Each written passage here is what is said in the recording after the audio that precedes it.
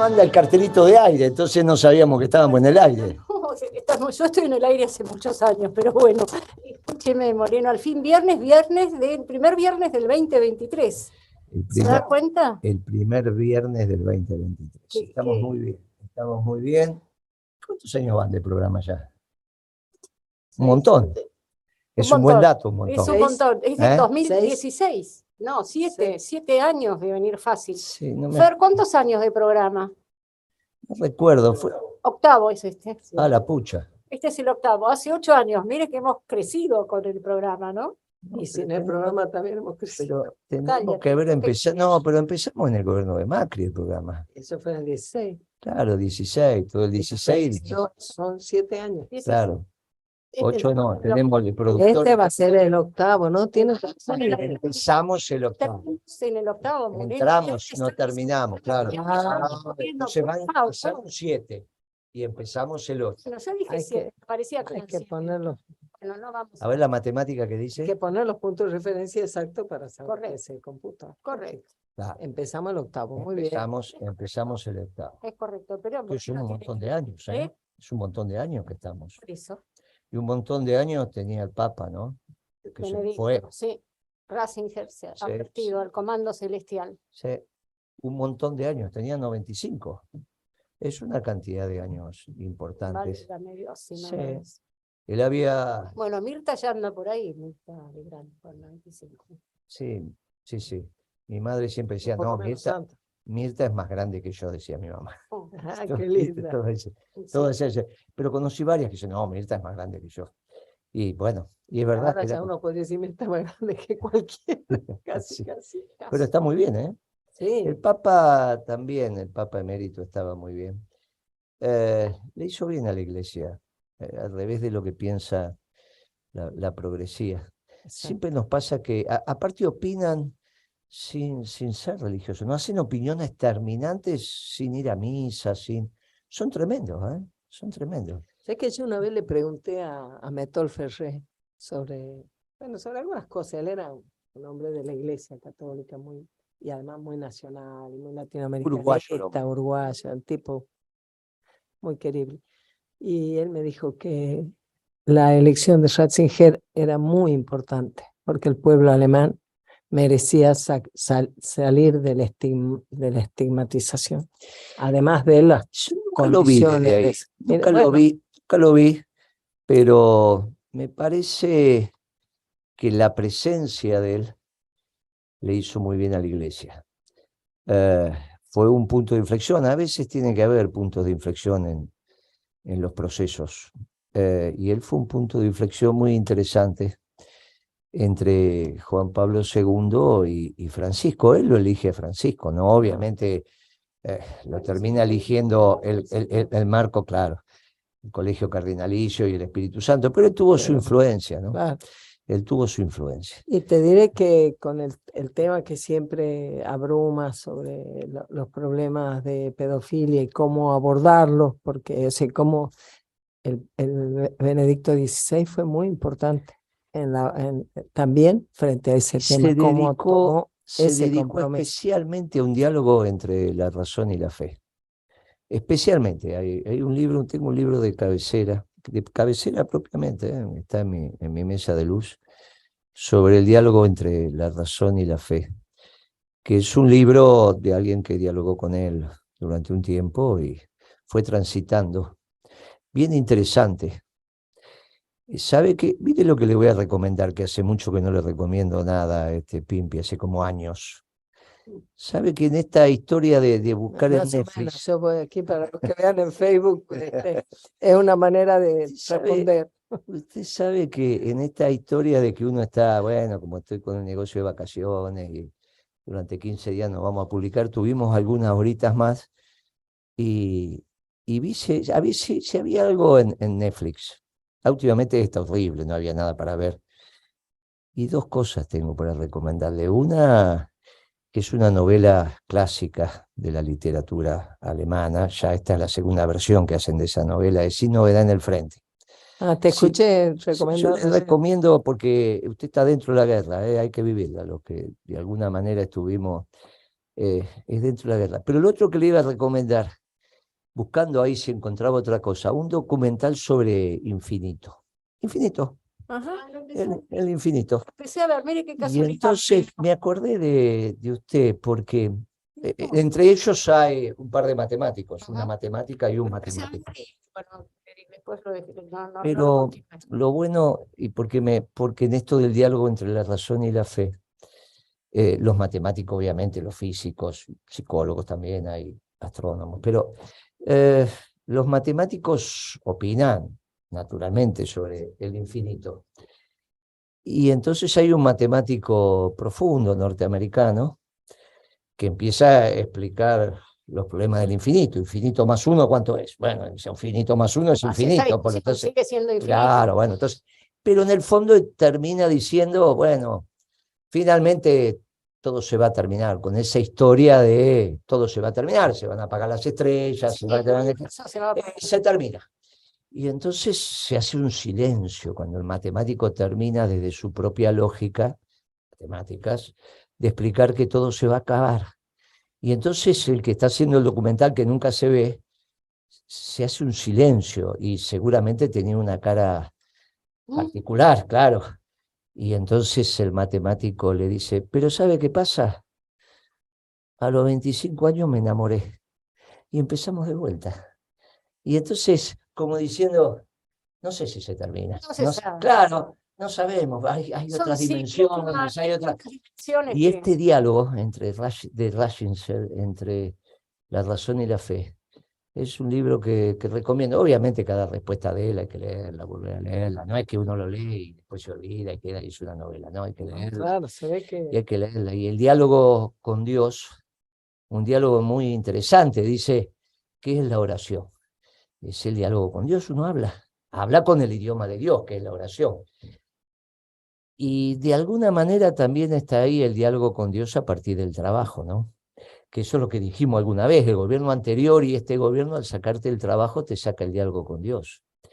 Y entonces dan una explicación de infinito solamente racional y no alcanza. Después vienen los psicólogos y le dicen, no, pero escúcheme eso que dicen los matemáticos, hay que ver, qué sé yo. Muy interesante. Se lo recomiendo a usted que es doctor en matemáticas.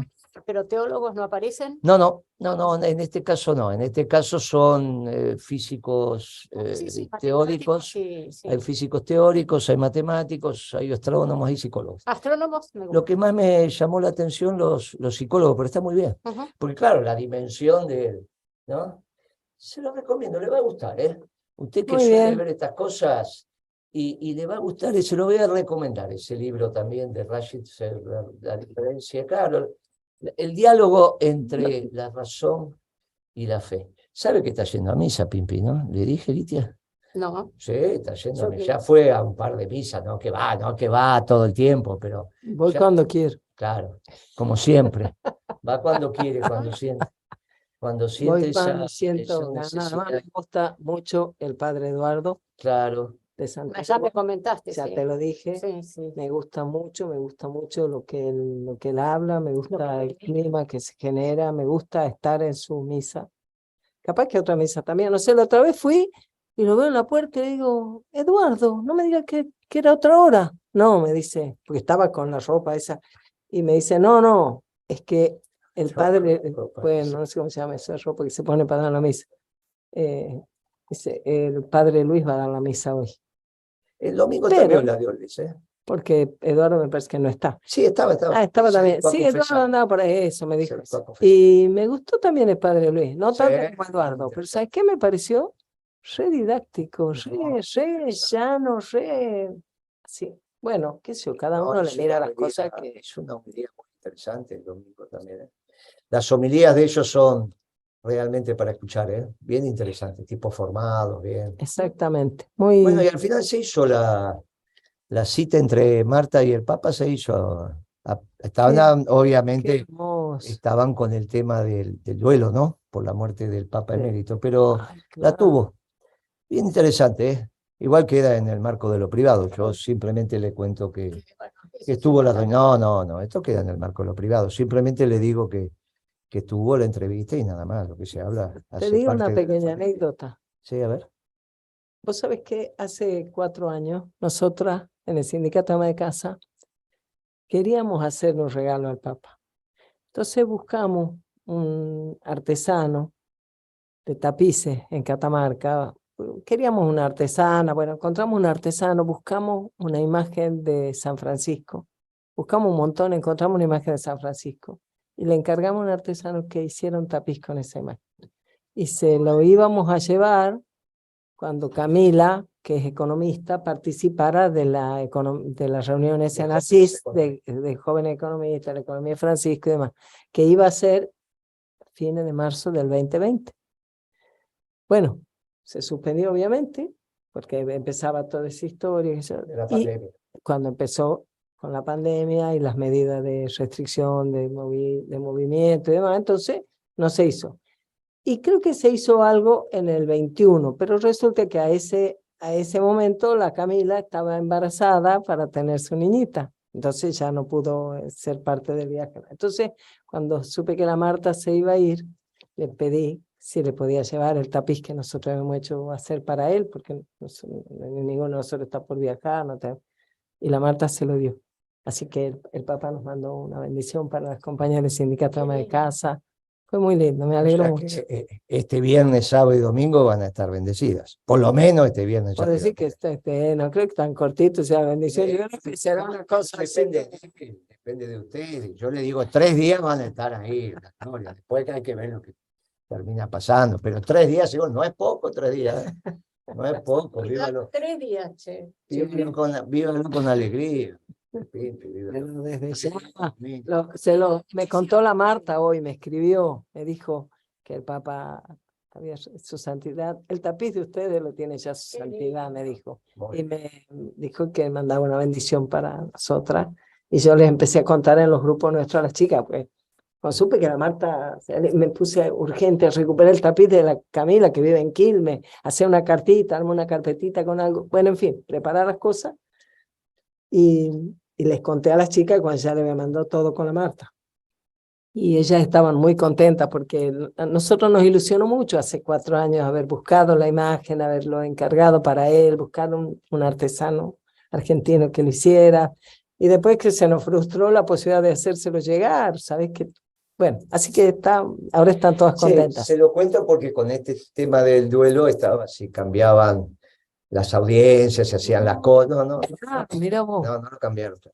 Esa reunión costó llegar, había mucha gente, incluso llegó tarde, y pudo entrar porque me dijo, tengo la reunión, si no, ¿viste? No es tan fácil, no que cualquiera dice, tengo una reunión y va pasando. Fue bien interesante, y bien interesante el diálogo. Está bien el Papa, y el Papa siente ahora, porque cuando tenía el Papa emérito, él era el Papa, pero había otro que él lo decía, ¿no? Es como tener el abuelo sabio en casa, y era el abuelo sabio, y ahora quedó él, ahora ya quedó, está huérfano de Papa, el Papa. Y aparte tenía un respeto muy profundo, sí, ¿no? Por su reflexión, por su oración, lo respetaba enormemente. Pero el mensaje es, y con esto cambiamos de tema, recuerdo que en la elección de él, de Ratzinger, Berbisky se atribuyó haber frenado la designación de Bergoglio, porque dice que en el colegio cardenalicio habían leído un informe de él, entonces no lo votaron a Bergoglio. Sí, ese muchacho es tremendo, es tremendo, es tremendo. Él es capaz de decir que cuando nosotros decimos que en la hostia y en el vino está el cuerpo y la sangre de Cristo, Berbisky llega a decir que, bueno, es una situación, una especie de caníbales que nos comemos entre los hombres. Lo escribió, yo lo leí, dice, mire, estos católicos tienen prácticas. Somos caníbales, claro. Sí, se comen. Antropofágicas. Claro, se comen al hombre.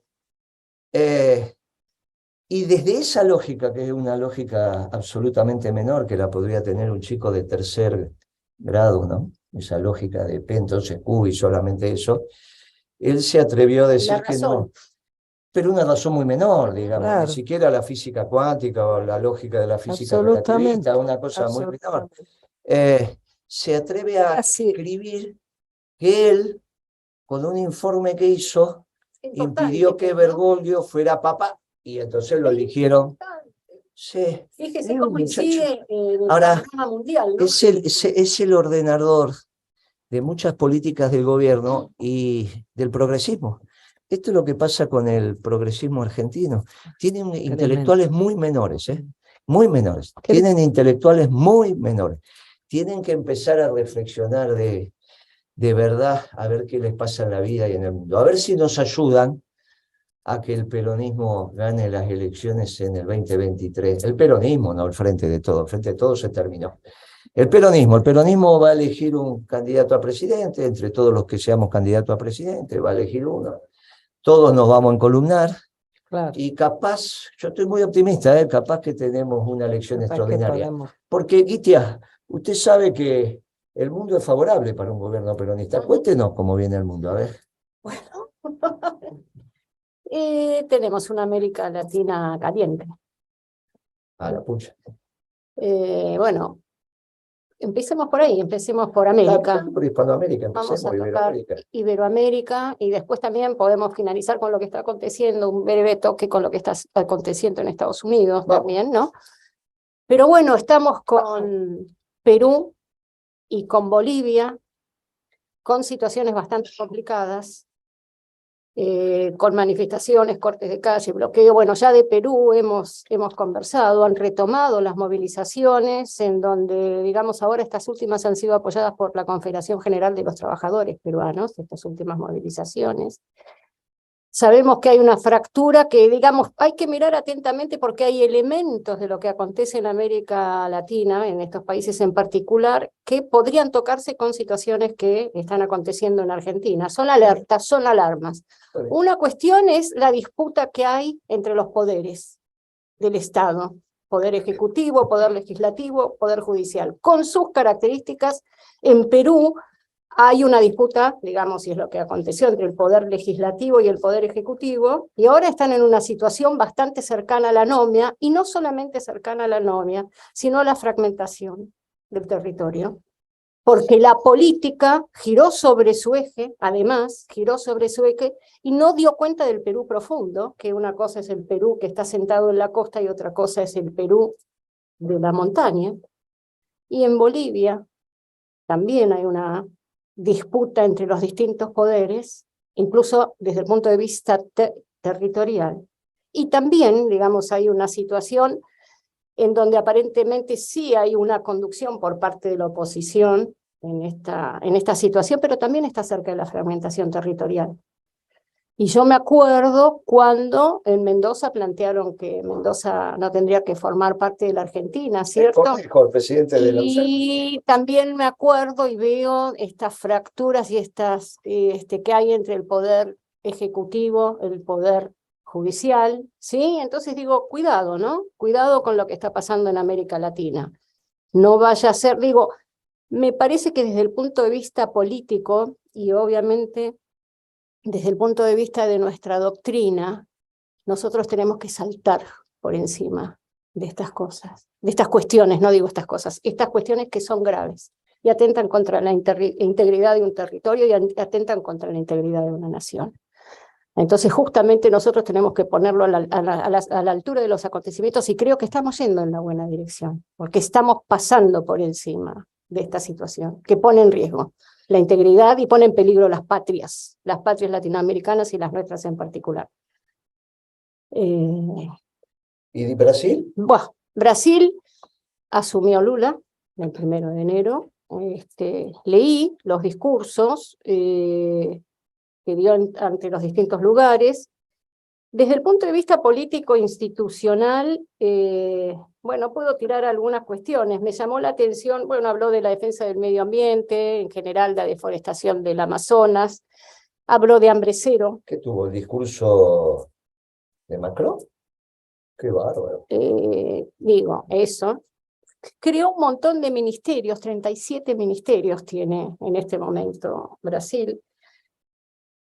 Ministerio de la Promoción de la Igualdad Racial, además del Ministerio de Cultura, Ministerio de la Mujer, Ministerio de los Derechos Humanos, Ministerio de los Pueblos Originarios, digo, institucionalmente, y me parece que lo más interesante es el ministro de Economía de Brasil, Fernando Haddad.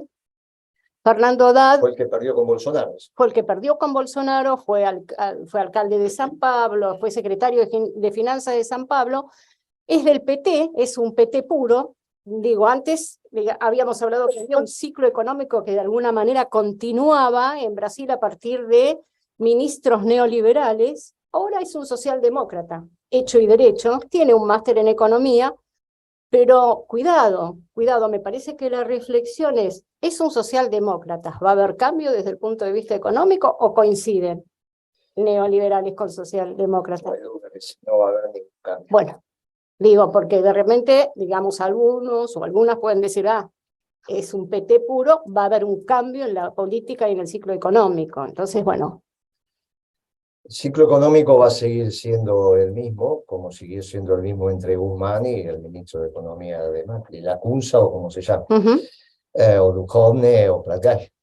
Porque este ciclo económico comenzó con Kicillof y está terminando con Massa, pero es el mismo ciclo económico. Sí, la acumulación de capital se da en el mismo sector. Eso es lo que tipifica el ciclo económico. Y lo mismo va a pasar en Brasil. No va a haber ninguna modificación del ciclo económico como no la hubo entre Bolsonaro y el anterior. De hecho, el presidente del Banco Central sigue siendo el mismo, que es donde hay que mirar también la política monetaria. Sí, claro. Ya dijeron, el precio del combustible va a estar asociado a los parámetros internacionales. No dijo, vamos a hacer costo en Brasil y en función de eso vamos a... No, dijo, no, en función del precio internacional va a ser el precio de los combustibles en Brasil. Y ahí, claro, la acción de Petrobras dejó de bajar. Bajó 2 días y después volvió a retomar. Bueno, una cosa me llamó va a estar atención. difícil, va a tener el futuro de Boric. Una cosa me llamó la atención, digamos, en sus discursos, es que planteó un diálogo entre las centrales de los trabajadores, las centrales empresarias y el gobierno para definir la nueva legislación laboral. Vamos a ver qué... Va a ser la que ya votaron en su momento. Cuando empezó el gobierno de Bolsonaro se produjo la flexibilización laboral en Brasil y la muchachada... Sí, perdón, estructuralmente. Y la muchachada del PT votó, después dice no, que sí, que no, la votaron. Sí. Las crónicas son muy claras en eso. No, que después que no, mire, la votaron. Si no, Bolsonaro no tenía la mayoría, le pasaba lo mismo que le está pasando ahora a Lula, al revés, que la mayoría lo tienen los otros muchachos. O sea que no espere grandes... Mire, el destino va a ser el que tuvo en sus 8 años de gobierno, la pobreza va... La que recibe ahora es la 100 millones de pobres, dijo Lula, que con el plan hambre cero piensan sacar de la pobreza. No, pero es que tiene un error conceptual. Lula, mire, si porque le da de comer van a dejar de ser pobres. Tiene un lío en la cabeza. Ese es el problema. Van a dejar de ser pobres. Tiene un lío en la cabeza. Ese es el problema, ¿no? Esa es la diferencia de la historia de la Argentina con el peronismo, que está calado profundamente lo que significa la dignidad del trabajo y la posibilidad que te da tener la dignidad del trabajo. Hago un paréntesis, me parece que hay que salir, está apareciendo una discusión muy fuerte alrededor de la renta universal, no una discusión, la están planteando, sí, la están planteando, está circulando en las redes sociales entre los compañeros y compañeras la importancia de implementar una renta básica universal. Yo creo que hay que aclarar, digamos, porque los mismos compañeros se confunden y lo plantean como algo novedoso. Yo no veo los compañeros, lo veo en el progresismo. No, yo lo veo en compañeros. Bueno, a mí me llamó una radio que tuvimos un debate, eran progres, me hablaban de Gramsci, me hablaban de solamente de... Bueno, yo creo que en realidad, bueno, uno puede decir, bueno... Es tremendo porque es la convalidación de trabajadores de primera y de segunda. Es mortal. No, pero además es la convalidación de una sociedad sin trabajo para todos. Pero por supuesto, por eso. Sí, pero usted sabe, bueno, puede ser que uno esté cada uno en su microclima. Yo no... Donde yo circulo, no. Yo circulo, sí. Sí, puede ser. Donde yo circulo, sí, y son compañeros. Puede ser. Yo no lo veo en el seno del del movimiento nacional ese debate cuando me encuentro con lo que me tengo que encontrar, pero puede ser que en determinados ámbitos eso se esté dando. Eso está ocurriendo. Sí. Pero me parece que no, que ni siquiera va a ser parte de la agenda electoral. No va a haber nadie que lo plantee seriamente, ni va a ser parte del debate. No va a ser un punto del debate presidencial ni el debate político de los candidatos. Me parece que está totalmente traído de los pelos, no tiene nada que ver con la Argentina. Te dice, vamos a ver en Brasil si ese debate lo empieza a dar Lula, me parece que no tampoco. Le pusieron los puntos sobre el tema fiscal. Quiso, le duró 2 días, le duró 2 días. El destino es un destino muy similar al de Boric. Lógicamente, el pueblo brasilero, en términos de organización, se banca 40% de pobres de hace décadas. No tiene la organización del pueblo argentino ni del pueblo chileno, ¿no? Ni del pueblo peruano. Digamos, en términos de organización popular, el pueblo brasilero es el menos organizado, ¿no? Es el menos. No, de hecho, no hay presencia del movimiento obrero, ¿no? Uno no conoce ni siquiera quiénes son los dirigentes. Ni siquiera en el gobierno de Lula se terminó de ordenar eso. Así que, bueno, veremos qué es lo que acontece con Brasil. Lo que más me parece sustantivo es lo que usted está diciendo del Amazonas, es el discurso de Macron, ¿no? Bueno, vamos a ver qué pasa con el resto. Claro, vamos a ver qué pasa con el resto de los brasileros cuando le digan que quieren compartir la soberanía en Amazonas. Vamos a ver qué pasa, que, digamos, las elecciones fueron muy parejas también. Entonces, digo, son datos a tener en cuenta. Finalmente es un punto, ¿no? Porque creo que fueron 2 o 1 y pico, pero es la mitad de eso. Entonces, bueno, no es que... ¿Y en Estados Unidos cómo estamos? Y en Estados Unidos ha llegado una interna fuerte al Partido Republicano. Creo que esto es normal y es producto de estos tiempos, las internas en donde se discuten en profundidad determinado tipo de cuestiones que hacen al posicionamiento frente al mundo, más allá de, además de las diferencias que tienen con los demócratas. Pero no han logrado aún, después de 8 votaciones, elegir al presidente de la Cámara de Representantes, que es la cámara más política de Estados Unidos. La de diputados. Sí, no han logrado elegir. Yo no sabía, leyendo, me entero que no necesariamente tiene que formar parte de la Cámara. ¿Ah, sí? ¿El speaker? Sí. Y entonces, en las últimas votaciones lo han propuesto inclusive a Trump. Bueno. Como presidente de la Cámara. Pero bueno, ahí hay una interna y digo, cuando uno habla de interna, le da un valor negativo y no necesariamente tiene un valor negativo una interna. Si nosotros estamos procurando que haya una paso competitiva dentro del movimiento peronista. Las internas, sanamente, cuando hay debate político... Lo hubiesen conocido, si Cristina no hubiese hecho lo que hizo, lo hubiesen conocido Alberto en los debates con el resto de los candidatos presidenciales, que en ese momento era Rodríguez Sá, Scioli, estábamos nosotros. Entonces, cuando dicen ahora, no, pero Alberto, mire, al final lo hubiesen conocido. Por eso Cristina tiene que pedir perdón, ¿eh? No tiene que pedir perdón por nosotros, tiene que pedir perdón por ella, porque en la medida que pida perdón, el manto protector del movimiento peronista la va a cubrir, como lo cubrió a Menem, porque Menem murió en las de él, pero murió senador. Ojo, que ese fue el manto protector del peronismo. En nuestro gobierno, se lo digo, doy fe de eso, yo estaba, lo vi, se le puso el manto protector a Menem. Después se hacía chiquilinada, pero el manto protector a Menem, incluso en nuestro gobierno, lo tuvo siempre. Nunca el peronismo le quitó el manto protector. Si pide perdón Cristina, mi sensación es que va a estar el manto protector. Se lo digo a los que piensan que hizo todo bien, que no tiene que pedir perdón. Miren que esto después va a ser tarde, ¿eh? Che, tenemos la noticia de Telam, ¿no, tía? Sí, tenemos. Vamos a la noticia de Telam.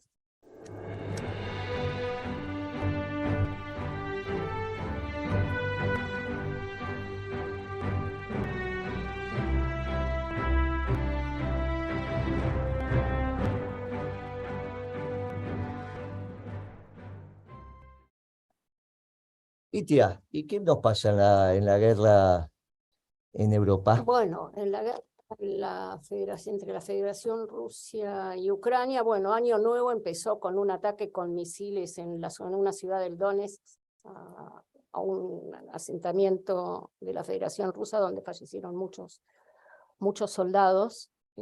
rusos, varían las cifras según quien lo diga, según lo diga la Federación Rusa y según lo diga Ucrania, pero bueno, Ucrania atacó la zona del este, que es donde es fuerte, digamos, es el territorio claramente ocupado a partir y legitimado a partir de los plebiscitos por parte de la Federación Rusa, y es el territorio del cual los ucranianos dicen que se tienen que retirar los rusos para iniciar las negociaciones. No se van a retirar.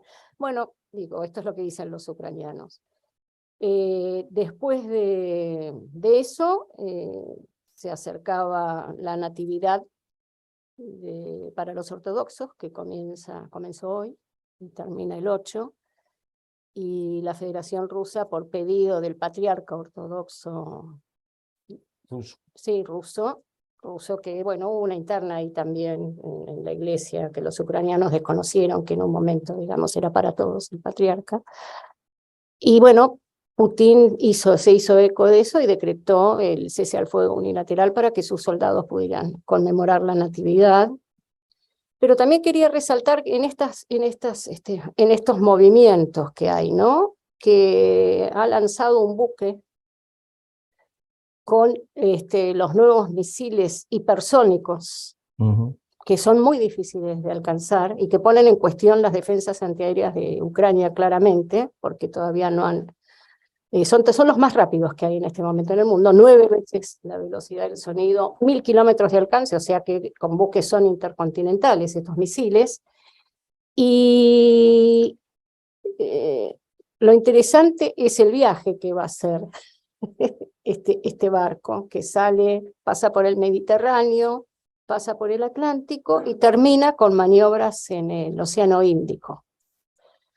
AUKUS y mirada estratégica sobre las costas del mar de China, ¿no?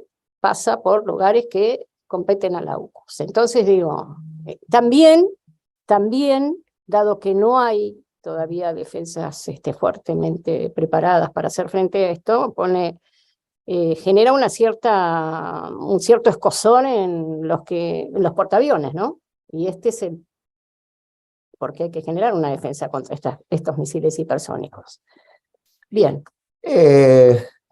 Nada que no hayamos dicho que no va a acontecer.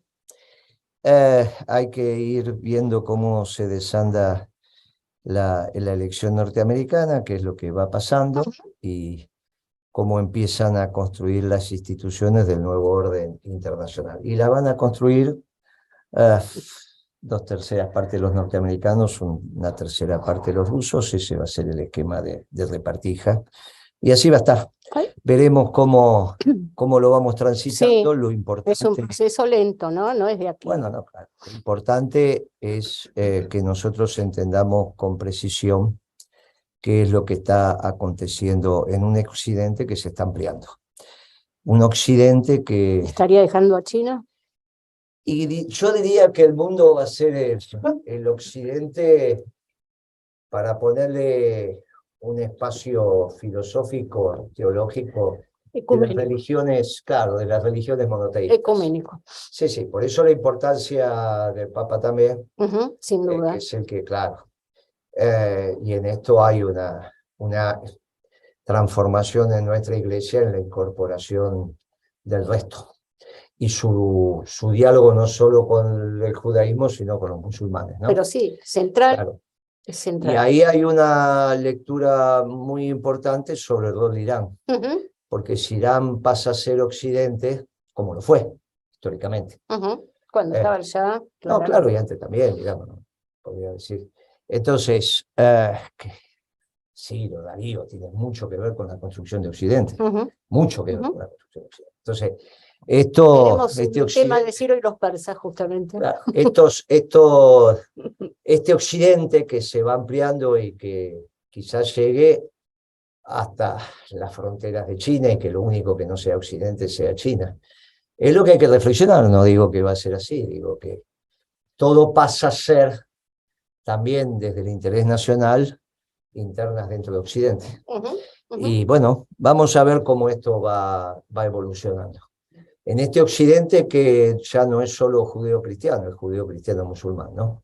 con todo lo que ello implica. Cuando el Papa habla de la inmigración en Europa, sabe que son musulmanes, lo sabe con precisión, no es que no lo sabe. Sabe que vienen los hombres con su religión, las mujeres con su religión, y los ves caminando. Bueno, este diálogo es muy importante. El Papa tiene mucha claridad, de una lucidez extraordinaria. Y mucho tuvo que ver Benedicto con esto. Así que los que busquen un antagonismo y demás, miren, no pierdan el tiempo. Lo están planteando algunos medios. Bueno, está claro, como sí, pero en general vinculado a la progresía, por eso mencionamos. Y la educación también lo he leído. Sí, sí, vinculados, sí, pero fundamentalmente cuando hacen esos análisis, lo que hace La Nación es transmitir, hacer la crónica de lo que está pasando con algunos, pero los que tratan de hacer la interpretación de dos conformaciones distintas de nuestra iglesia, en general suelen ser los progresistas. Pero es cierto que cuando la Piquet también está haciendo algunos análisis sobre eso, que es la que escribe sobre el Vaticano en La Nación. Sí. Y en esto llegamos a la Argentina y el año electoral. Y en la Argentina, el año electoral, nosotros iniciamos un diálogo con los factores de poder. Les pusimos nombre y apellido, dijimos que no es que esté cerrado, pero en principio lo definimos con 6 grupos bien caracterizados: la sociedad rural, Mañeto, Arcor, Aluar, Aceitera General de ESA, Techín. Y algo de ese diálogo estamos recibiendo respuestas, ¿no? En algunas posiciones de Clarín ya no está la rigidez antiperonista que había de hace algunos años, que se asociaba claramente con la posición del kirchnerismo. Hoy empiezan a separar, incluso hay algunas menciones donde ellos especialmente intentan separar al kirchnerismo del peronismo, como diciendo, bueno, desde el peronismo quizás nos empecemos a encontrar, cosa que nosotros lo venimos sosteniendo, y hasta ahora estaba claro que ellos estaban orientados, los grupos de poder, hacia el fracaso reciente, que era Cambiemos y compañía, y ahora no está tan claro, no está tan claro. Han puesto con signos de interrogación. Ese reportaje que le hizo Clarín a Rodríguez Larreta fue muy esclarecedor sobre la posición de Rodríguez Larreta, que permite hilvanar un discurso muy potente a los que participamos de la década ganada, ¿no? Porque ellos están teniendo un candidato que dice que no sabe qué hacer. No sabe cómo va, qué va a encontrar. Claro, Si no que no sabe. capacidad, Claro, porque no sabe cómo le van a dejar el país. Entonces, de acuerdo a cómo le dejen, es lo que él va a hacer. Claro, eso es un nivel de ignorancia pocas veces visto, sobre todo en alguien que pretende conducir los destinos del país. Y no está tan claro ese mensaje que hace algunas semanas atrás era muy claro sobre la destrucción del peronismo y que esto se tenía que terminar, y sobre todo la destrucción del movimiento obrero organizado, ¿no? El que está pidiendo ahora que se le saque la personería gremial a un sindicato es el gobierno de Kicillof. Sí, por el tema de los peajes Bueno, en la provincia. lo está pidiendo es el gobierno de Kicillof. Es sorprendente, no va a llegar, no va a avanzar. No, ni Kelly Olmos va a avanzar sobre ese tema, la conocemos, no lo va a hacer. Pero son todas las señales, y Clarín está poniendo el foco en eso, no está diciendo, miren, está muy bien, hay que sacarle la personería, hay que destruir al menor, está diciendo, mire qué raro Kicillof, mire qué raro lo que quieren hacer, o al menos los funcionarios de Kicillof, ¿no? Pero bueno, si lo hacen es porque debe estar conversado. En ese esquema donde las discusiones no tienen límite, entonces destruir a un sindicato, si estoy confrontando y lo tengo que destruir, lo destruyo. Porque Más o de menos última, como, Kicillof representa a los trabajadores, ¿no? Desde esa visión. Ellos no. más o menos como cuando dijo que podía fundir a Techín. Claro, sí, Pueden sí. fundir a Techín. Seguimos en el mismo sendero. Qué va. Y entonces el peronismo presenta su plan económico y hoy que me tocó ir a Perfil, bueno, le llevé el plan económico y dijo, bueno, acá está. Por ahora es el único plan económico que me han traído, dijo el periodista, ¿no? La Nuri, ¿cómo es? Nuri, la que conduce Nuri, sí. ahora Fue una ex periodista de Clarín. Conduce el programa con. Ahí está, ahí nos soplan y dicen Nuria. Nuria, Un buen que nos diálogo. disculpe, ¿no? No, Nuria. bueno, conocemos. Nosotros somos Tuvimos un buen diálogo importante porque ella reconoce que las únicas propuestas articuladas que hasta el presente hay en términos económicos son las que le llevamos nosotros. Claro, falta el otro paso, que muchas de esas cosas las hicimos y fueron exitosas. No es que fracasamos. Esto comienza, esta sensación de fracaso, cuando la propia Cristina deja de utilizar las estadísticas del INDEC. Ya para el año 15 las deja de utilizar, ¿eh? De hecho, por eso Kicillof deja de medir la pobreza. Se hace el tonto para no entrar en ese debate, deja de medir la pobreza. Pero acá están pagando las consecuencias. Sí. Y el utilizar las estadísticas de la ciudad, lo que termina pasando que reconocen, como lo dijo Alberto Fernández, un 26-27% de pobreza que dejó Cristina en el 2015. Si es así, la aumentó un 20% entre el 14 y el 15. La aumentó, porque la devaluación de Kicillof, lógicamente, aumentó la pobreza. Pero nosotros se la dejamos, la economía peronista se la dejamos entre el 7 y el 8%, que es el cálculo que nosotros hacemos, porque el último trimestre no se publicó del 2013, es lo que decimos del tercer trimestre, proyectado. Proyectamos el año, y entonces te da entre el 7 y el 8% de pobreza. Un gobierno decididamente exitoso para el 2013. Nuestras proyecciones no hablan de un 27% para el 2015, devaluación incluida. Sí que subió la pobreza. La devaluación de Kicillof, todos sabemos lo que acontece si no haces una devaluación compensada, y no lo hizo Kicillof. Claro, Solamente devaluó. Pero se va al 26. Al 27, 26.9, dice claro, que eso. lo que hace Alberto es reproducir las estadísticas para ese año de la UCA, de Salvia, de ese observatorio de la pobreza, que cada vez habla menos, ¿no? Claro, hablaba tanto en nuestro gobierno, dejó de hablar durante el gobierno de Macri y ahora tampoco habla. Qué cosa rara ese Salvia, ¿no? Cosa muy rara. Sobre todo, tiene que explicar cómo nosotros podemos haber dejado el 30 y ahora hay 40, habiendo pasado Macri y habiendo pasado, y encima habiendo aumentado 14 puntos la medición con su metodología el INDEC. Eso es impresionante. Claro, porque el INDEC ahora tiene, con la nueva metodología que hizo Todesca, cuando empalman las series, hay 14 puntos porcentuales de diferencia. O sea, si nosotros hubiésemos medido la pobreza con la metodología de Todesca, obviamente estábamos en el 21. Claro, era 7, 8 más 14. Exacto. Ahora, ellos dicen que dejó 27, que dejó 30, le tienen que sumar un 14 y resulta que la pobreza bajó. O sea que ahora hay menos pobres que cuando dejó Cristina.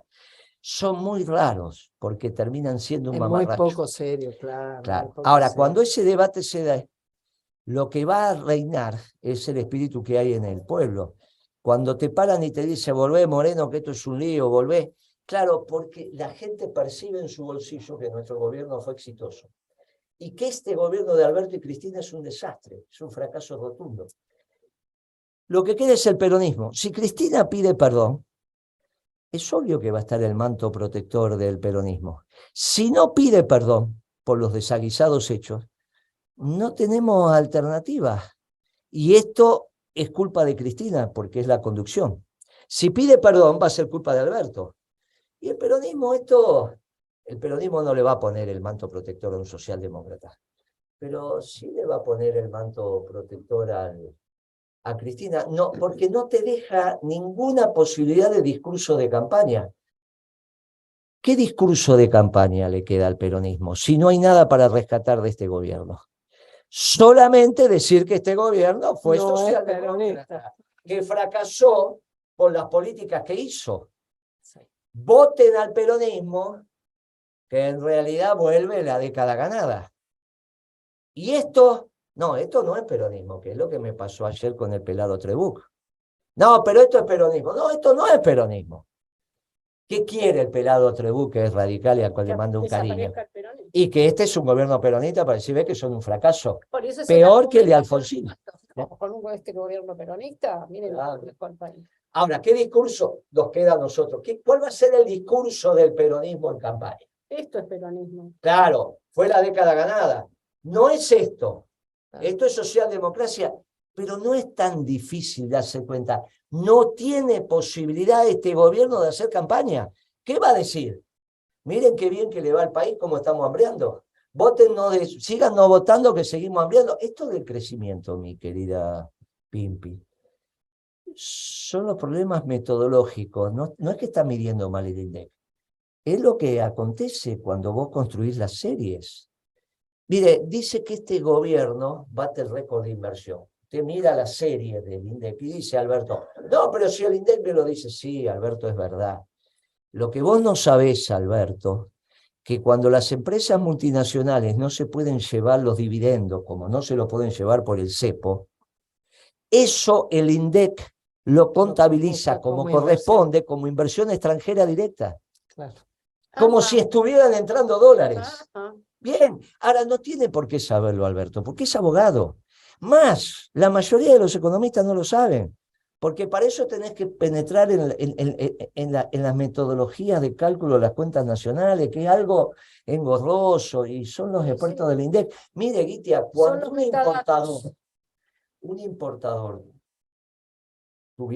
importadores tuvieron festival de importaciones, la inversión también es variación de stock.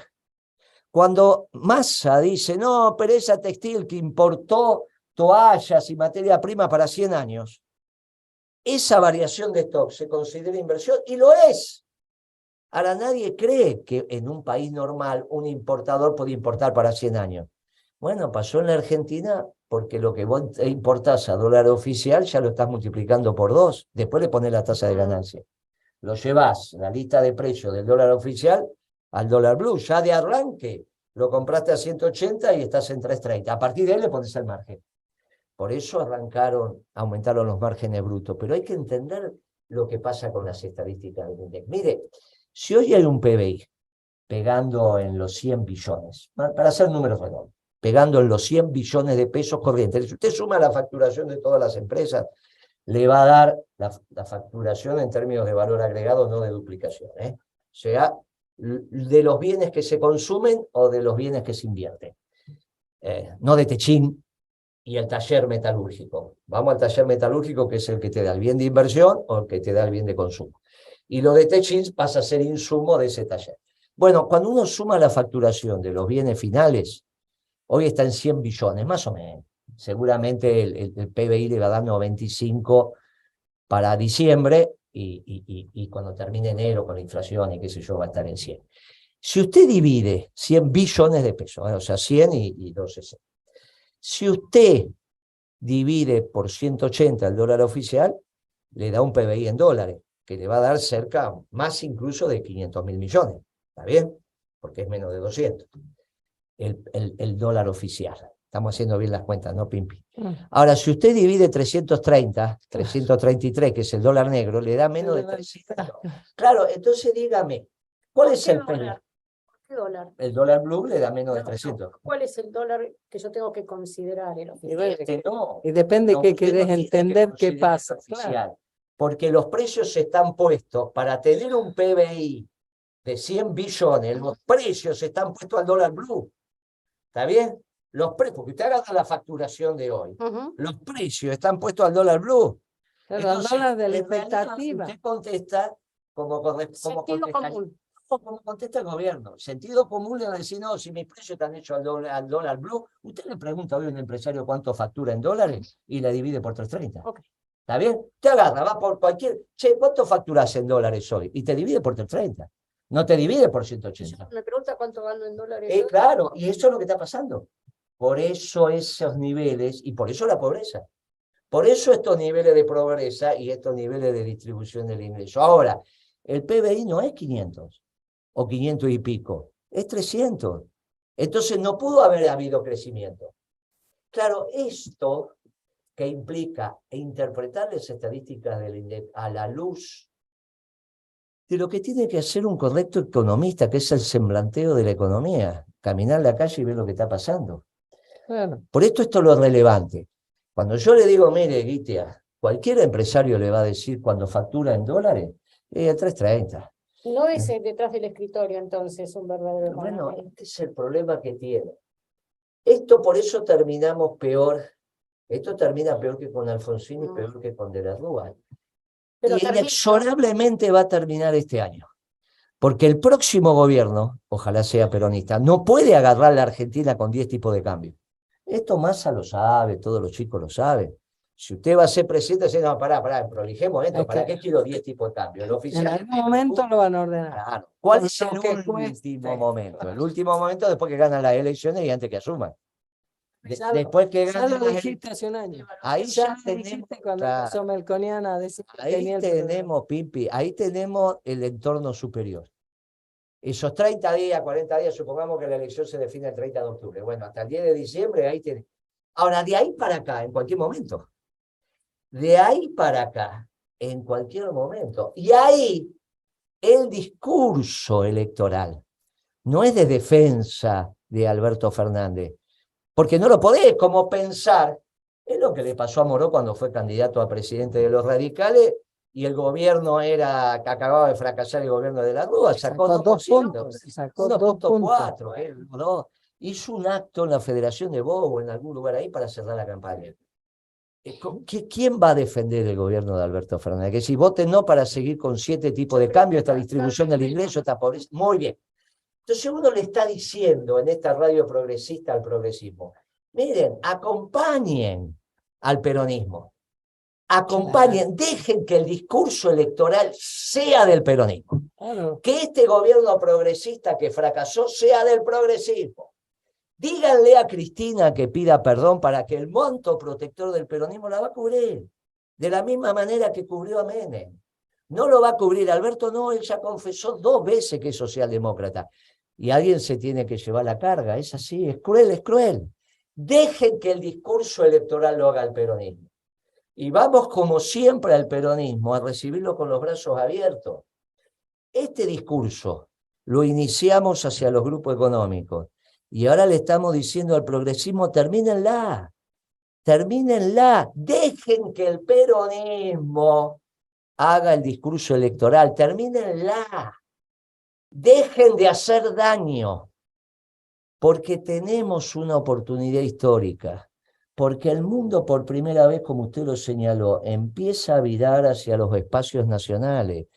Y en los espacios nacionales el peronismo tiene para hacer escuela. Déjenlo a Boric fracasar, déjenlo a Petro fracasar, déjenlo a Lula fracasar, van a fracasar.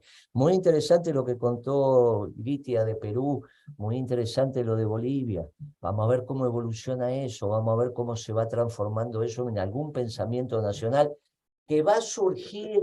Mire, yo le conté que vinieron muchachos de Santa Cruz, del MAS, o sea, militantes que son la línea del pensamiento nacional y tienen relaciones con nosotros, que fueron presidentes de los centros de la Universidad Cruceña, que es una universidad nacional, vinculado con Evo Morales. Pero la línea nacional de Evo Morales, no el ala marxista o trotskista que fue su vicepresidente. Del ala nacional están en ese debate. Era el Evo Morales vinculado a Kirchner, con un pensamiento nacional. Dejemos que eso vayamos evolucionando. Y lo mismo nos tiene que pasar en Chile y quizás lo mismo termine pasando en Perú.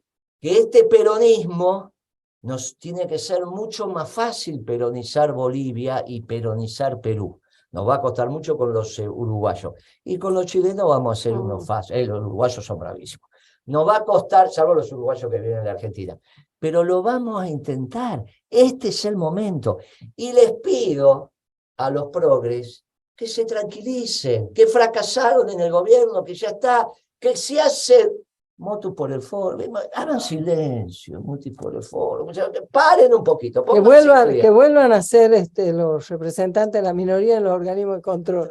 Exacto, le vamos a dar los organismos de control igual que a los radicales, pero paren de pensar que saben lo que pasa. Déjennos a los peronistas. Gobernar, que tenemos plan económico, hermano, tenemos tradición, tenemos pensamiento nacional, tenemos voluntad política y la patria nos necesita. ¿Qué hacemos, Pimpi?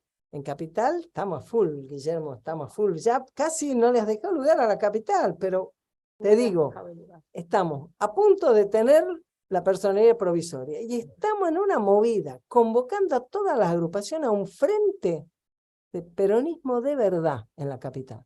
Y vamos a salir a proponerle que con la representación electoral de principios y valores, seamos un gran frente de peronismo de verdad, porque en la Capital hace mucha falta peronismo. Lo vamos a hacer en febrero. Por ahora estamos trabajando en todo lo interno para que culminemos esta tarea. Es una muy buena. Todos están invitados. Un poco tiempo, la va a desarrollar. Se quedó, no, me dejaste, nene. La vas a decir, es que sabe qué pasa. El panorama internacional es muy rico. No Totalmente. Y el panorama local, Kitia dice que no, pero se llevó la mitad del programa. Pero el panorama local también está muy rico. Por favor, Moreno. También está muy rico. Esto de decirle a los progres que hagan silencio en la capital especialmente, le da la posibilidad que incluso los convoque y que vengan a aprender. Y en realidad tiene que ser al revés. Acompañen al peronismo. ¿Cómo tiene que ser? Acompañen al peronismo y termínenla con eso de pensar que sabe. Porque el peronismo siempre hizo frentes electorales. Claro. El peronismo conducía. Y esa es la enorme diferencia. Porque gobernaba con la doctrina. Por eso hicimos la década ganada, que fue una gran década doctrinaria, aunque no lo dijimos, lo hicimos, y quizá faltó eso, faltó explicar que estábamos haciendo un peronismo ortodoxo. Bueno, no importa, ahora lo estamos diciendo y lo vamos a hacer. No, desde la doctrina, bien desde la doctrina, bien desde la doctrina. Un gobierno peronista y queremos volver a hacerlo, y en Capital vamos a contar los votos para que volvamos a tener un presidente peronista, con el peronismo de verdad. A ver, Gitia. Se nos fue el programa. Estuvo harto interesante y bueno, queremos saludar a nuestros oyentes, a nuestras oyentes, a quienes repiten nuestro programa, al equipo de producción, como siempre, Noé, Fernando Mulgaray, y un fuerte abrazo peronista y hasta el próximo viernes. Yo los veo por Zoom el próximo viernes, desde el sur. ¿Puede ser? Sí, claro. Un fuerte abrazo peronista a todos los compañeros, incluidos los progresistas.